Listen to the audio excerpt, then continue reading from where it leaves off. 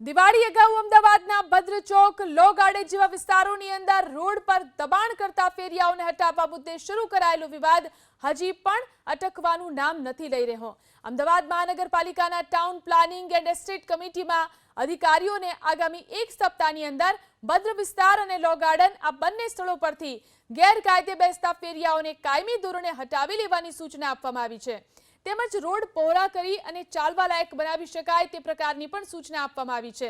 ભદ્ર પરિસરમાં 700 જેટલા ફેરિયાઓ અને લો ગાર્ડન વિસ્તારમાં 150 જેટલા ફેરિયાઓ રોડ પર બેસીને ધંધો કરે છે, જેના વિરુદ્ધ ક્યારેક કડકાઈ તો ક્યારેક નરમ વલણ અપનાવવામાં આવતા હજી સુધી આ દબાણો દૂર થઈ શક્યા નથી.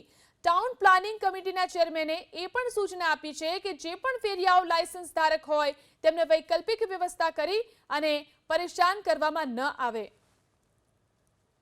એક પર્ટિક્યુલર તમે ભદ્ર અને આનું જે કીધું લો ગાર્ડનનું, અમે તો ભદ્ર લો ગાર્ડનની અમે સમગ્ર અમદાવાદમાંથી રોડ પરના કોઈપણ પ્રકારના દબાણો જે ટ્રાફિક રૂપમાં અડચણ થતા હોય એને નહીં ચલાવવા માટેનું કમિટીના માધ્યમથી અમે અધિકારીઓને સૂચના આપેલી છે. અને ખાસ કરીને ભદ્ર અને લો ગાર્ડન મોટરેબલ રોડ રહેવો જ જોઈએ, રોડ બંધ ના થવા જોઈએ. એની સ્પર્શની જે બી કાર્યવાહી કરવાની થતી હોય અને ગમે તે ચમરબંધી હોય, ગમે તે દાદાગીરી કરી હોય એને અમે લોકો સાંખી નહીં લઈએ.